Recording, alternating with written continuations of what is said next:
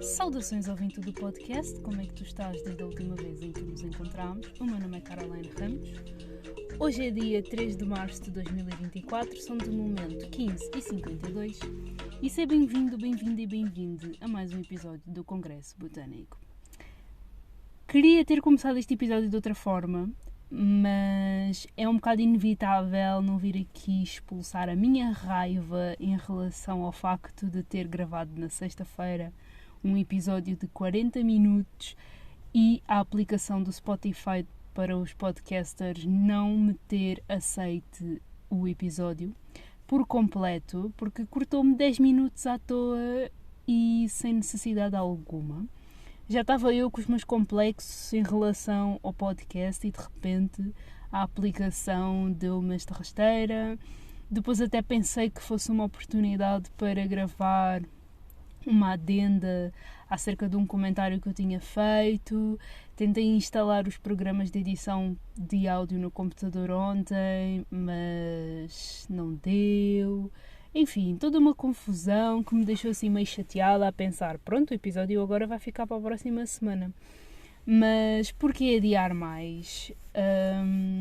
Se isso seria apenas alimentar o tema de que tratei na sexta-feira, que nada mais era sobre a síndrome do impostor e sentir alguma ansiedade em relação aos meus projetos, às coisas que faço e que deixo de fazer. Eu sinto que era um episódio bastante completo, embora um tanto confuso, apesar de eu achar que todos os meus episódios são confusos, enfim. A síndrome do impostor, como muitos já devem saber, nada mais é do que a nossa capacidade, ou pelo menos a nossa incapacidade de nos parabenizarmos pelas coisas que fazemos, uma vez que nos sentimos impostores, uma vez que nos sentimos uma farsa, uma vez que sentimos que a qualquer momento vamos ser descobertos. Não somos capazes de aceitar elogios, não somos capazes de aceitar o nosso esforço, a nossa dedicação, tanto que muitas das vezes dizemos que se conseguimos algo foi por um golpe de sorte. Eu comentei que, apesar de ultimamente não me sentir mal por não receber feedback por parte das coisas que faço, uma vez que eu tenho feito muitas das coisas por mim, por sentir felicidade, por me sentir bem. Por outro lado, há momentos em que quando surge um comentário positivo, um feedback, um elogio, eu tenho muita dificuldade em aceitar o elogio.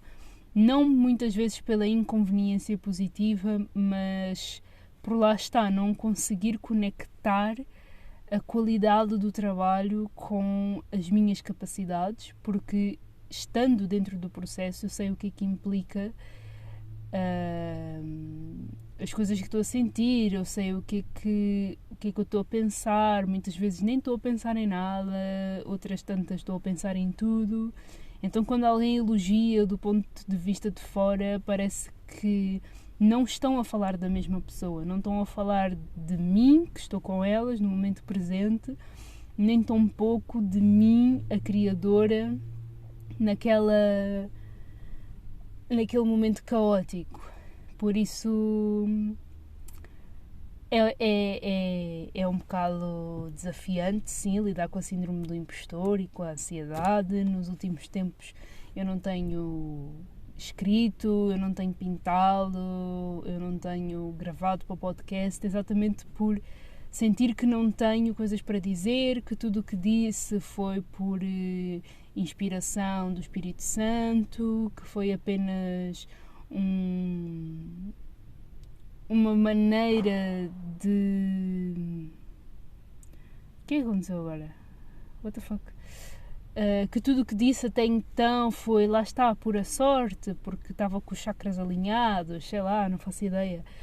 E que estando num momento um bocado mais introspectivo, de muitas transições, parece que tudo o que eu vier a dizer vai soar um pouco falso, no sentido de reconhecer que se calhar daqui para a frente não vai ser a mesma coisa, mas são fases, lá porque Eu tenho algo a dizer agora, não quer dizer que se torne inválido no futuro. Vai ser diferente e eu não deveria ter medo dessa diferença. Mas às vezes bate-me assim esse receio, e a ansiedade vem nessa mesma linha de pensamento, de eu querer fazer as coisas, mas ao mesmo tempo não me sentir com energia para fazer as coisas, e mesmo reconhecendo que são coisas que me dão energia, pensar constantemente nelas deixa-me um pouco drenada, mas fazê-las deixa-me super entusiasmada. Então é um misto que ainda estou a aprender a adaptar na minha vida, na minha rotina mais recente. Portanto, criar conteúdo nestas fases mais turbinadas é muito complicado. Pelo menos para mim. Eu não posso falar por toda a gente, porque há pessoas que até preferem assim, porque têm sempre coisas para dizer. Eu, quando estou no meio do caos, eu não consigo simplesmente falar do caos, porque, como mencionei há uns tempos, quando eu não sei do que é que eu estou a falar, eu prefiro não falar. E o mesmo se passa com os meus momentos caóticos. Quando eu não sei do que é que se trata um momento caótico, quando eu não sei o que é que está no olho do furacão, eu prefiro não falar do furacão. Eu prefiro analisá-lo, observá-lo, pensar nele, para só depois falar dele. A síndrome do impostor e a ansiedade dos últimos tempos, por exemplo, têm sido perfeitos para me fazerem ver o que é que eu preciso de melhorar na minha vida, na minha rotina, nos meus hábitos. Então, também estou a colocar à prova a minha maturidade e tudo aquilo que fui aprendendo, no sentido de, em vez de me afugentar, em vez de fugir deles, em vez de os colocar de parte, convidá-los a sentarem-se comigo. Ainda hoje de manhã vi um quadrinho no Instagram exatamente a falar sobre isto. Uma pessoa a escrever para o medo dela, sobre o medo dela, convidou o medo a sentar-se com ela, e o medo ficou super à toa, bué confuso, porque como assim não estás a fugir de mim e estás-me a convidar para sentar? E eles tiveram um diálogo super fofinho e, no fundo, a moral da história é, às vezes, em vez de fugirmos do medo, o ideal seria convidá-lo a sentar-se connosco para nós o podermos ouvir e fazê-lo ver que não há motivos para sentirmos assim tanto medo, para criarmos uma oportunidade de desconstruirmos esse medo. O mesmo se tem passado com a minha síndrome do impostor, com esta minha incapacidade de validar as coisas que eu tenho feito, de me sentir parabenizada pelas coisas que eu tenho feito, porque isto também mexe um pouco com a validação externa. Eu repito, não me tem feito tanta confusão as pessoas não me parabenizarem pelas coisas que eu faço, uma vez que já interiorizei que eu faço por mim, mas o meu ego anda a estranhar muito a falta de validação externa. Eu sei que é muito paradoxal, é o consciente versus o inconsciente a debaterem-se, mas o que eu quero dizer é que, como eu passei a vida toda a receber validação externa ou à procura de validação externa, seja para o que fosse, neste momento, não o ter, ou pelo menos não o procurar e por consequência não o encontrar, porque não é uma necessidade, não o ter está a fazer muita confusão ao meu ego. Mas assim, muita confusão mesmo.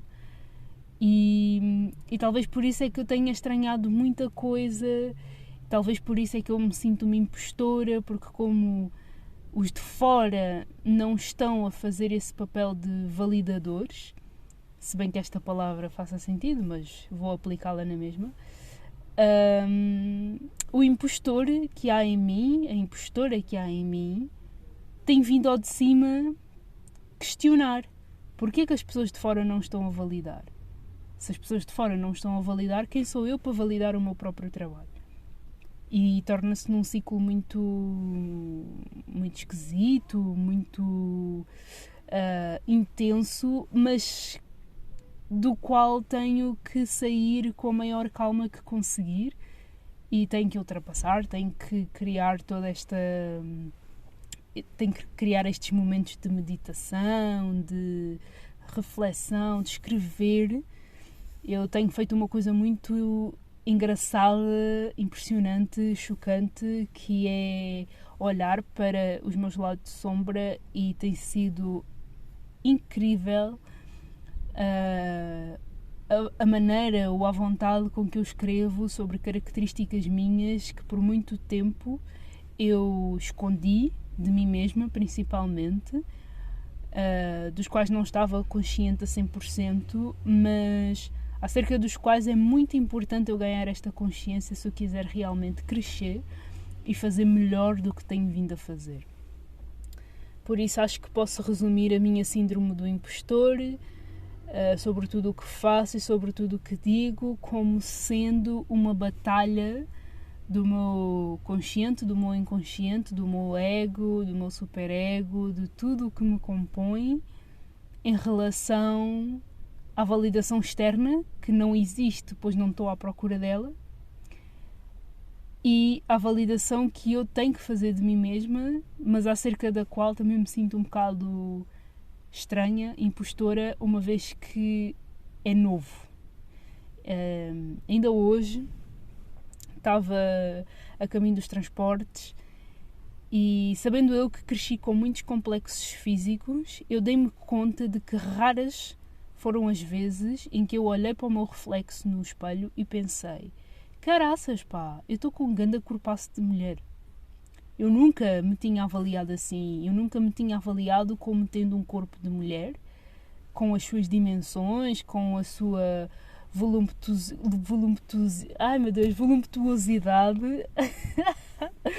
Voluptuosidade, é assim, não é? Com o seu volume, com as suas coisas de mulher, porque sempre estive muito focada em busca de detalhes que eu pudesse criticar. Então é muito estranho olhar para mim com um olhar mais otimista e de acolhimento do que outra coisa qualquer. Por isso,